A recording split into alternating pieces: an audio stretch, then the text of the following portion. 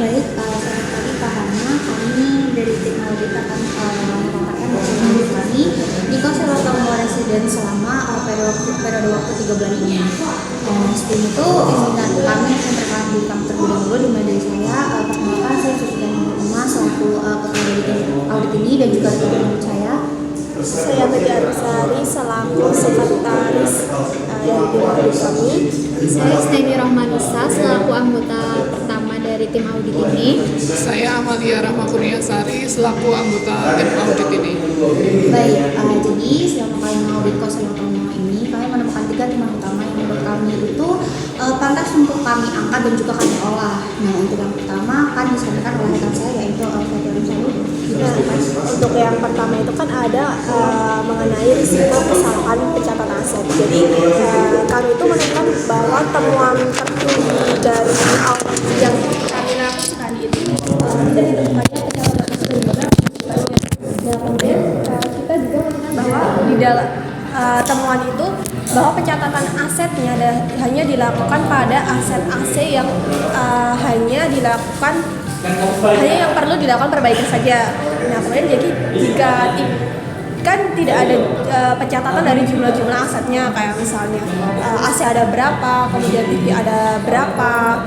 Nah, kemudian suatu saat itu jika aset itu hilang, itu tentunya akan susah dideteksi dan juga kalian tidak akan mengetahui nilai dari asetnya itu berapa karena kan tidak dilakukan penyesuaian tadi.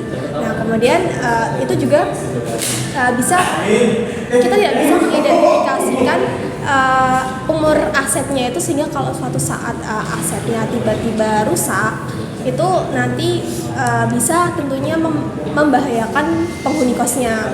Seperti yang kasus-kasus yang pernah viral dulu itu ada kasus water heater yang membuat penghuninya itu tewas karena keracunan dari gas water heater itu. Kemudian kita juga tidak menemukan bukti pembelian aset. Nah, pengumpulan bukti-bukti kan itu juga hanya dilakukan melalui WhatsApp. Jadi suatu saat jika WhatsApp itu restart ataupun error, itu nantinya kalian para pengelola kos itu tidak akan menemukan bukti itu lagi. Jadi buktinya akan hilang seperti itu. Nah, kemudian untuk yang selanjutnya akan dilakukan oleh rekan saya, Isna.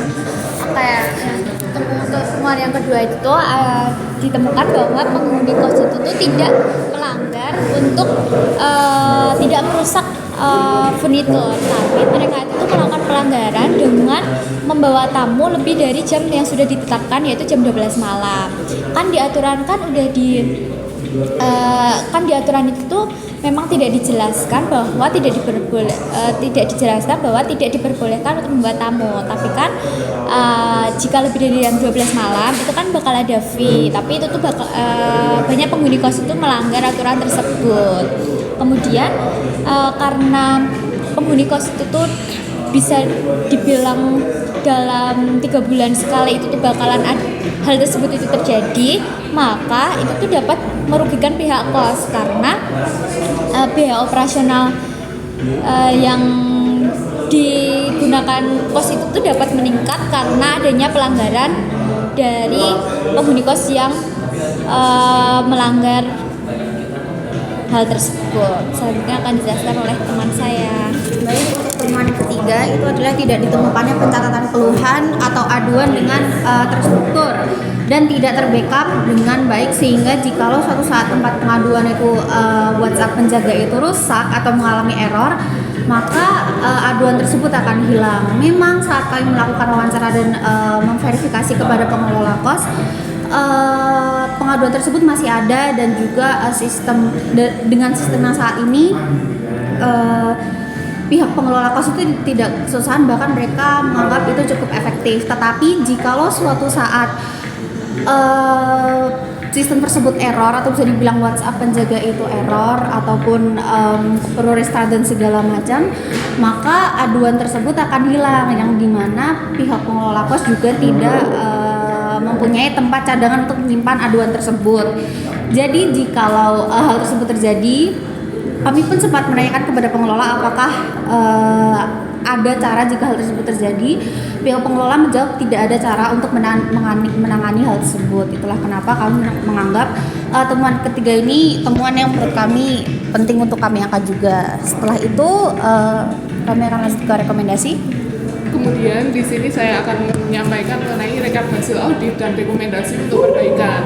Dari temuan-temuan yang telah dipaparkan sebelumnya, di sini kami memberikan rekomendasi atas temuan-temuan tersebut dengan tujuan membuat pekerjaan Anda lebih mudah dan mengurangi risiko di masa depan, bukan malah menambah kerumitan. Untuk rekomendasi dari temuan pertama, yaitu pencatatan aset, kami memahami pencatatan aset dan penyusutan terasa rumit sehingga belum dilakukan. Ini berisiko karena Anda sulit memperkirakan kapan harus ganti AC atau kulkas dan tidak tahu persis punya aset apa saja. Nah, rekomendasi yang kami berikan yaitu yang pertama mengenai pencatatan aset dan penyusutan sederhana dengan target 2 minggu, yaitu dengan cara cukup pakai Excel atau Google Sheet dengan cara catat data dasar seperti nama, harga, umur manfaat, dan hitung penyusutan sederhana dengan cara harga beli dibagi estimasi umur untuk aset bernilai tinggi seperti AC, kulkas, dan yang lain. Ini membantu prediksi untuk biaya penggantian. Yang kedua, dengan cara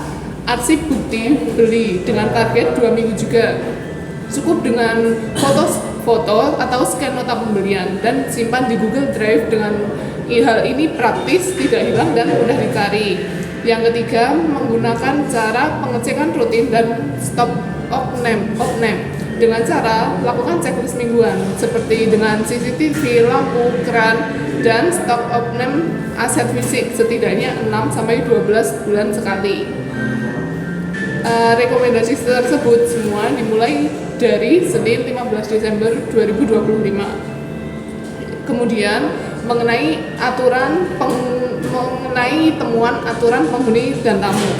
Penghuni patuh soal tidak merusak properti, tapi pelanggaran sering terjadi pada aturan tamu menginap tanpa lapor atau bayar. Ini berpotensi merugikan pemakaian air listrik berlebih dan resiko keamanan. Untuk hal itu, rekomendasi utama yang kami sampaikan yaitu yang pertama, pengecekan CCTV dan log tamu harian dengan cara tetapkan waktu spot check CCTV 2 kali sehari seperti fokus jam 10 sampai jam 12 malam karena itu jam rawan, kemudian jam 6 sampai jam 7 pagi. Dengan menerapkan log tamu sederhana atau buku atau Google Form untuk tamu yang masuk lewat lebih dari pukul 10 malam.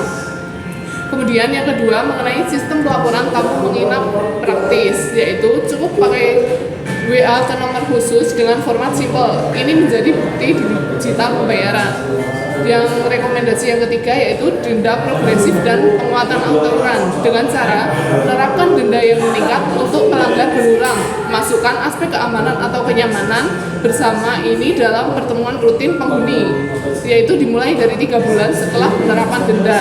Rekomendasi ini juga dimulai pada hari Senin tanggal 15 Desember 2025.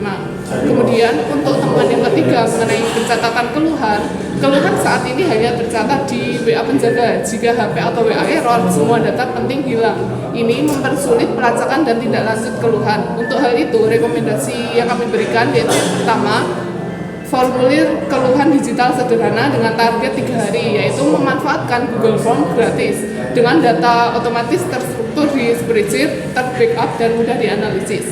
Yang kedua, mengenai backup rutin dan saluran alternatif dengan cara buat grup WA khusus untuk pengaduan dan ekspor chat mingguan ke Drive atau email.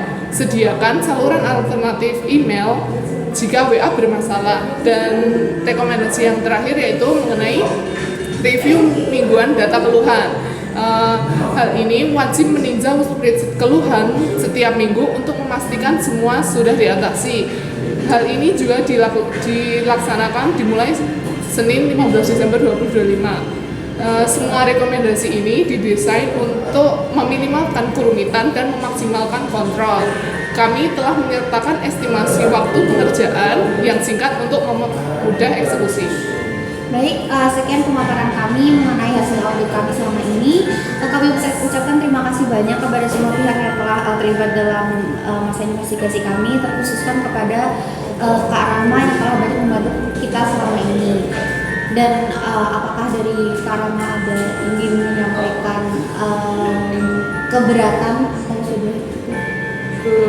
Guys, sebelumnya terima kasih ya buat teman-teman di sini udah sempat mengaudit perusahaan ini. Untuk dari temuan dan rekomendasi itu udah bagus banget dan kayaknya rekomendasi itu bisa diterima dan bisa dilaksanakan sesuai dengan template waktunya yang udah dibuat.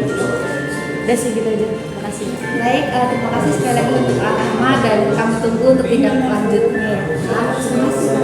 Terima kasih.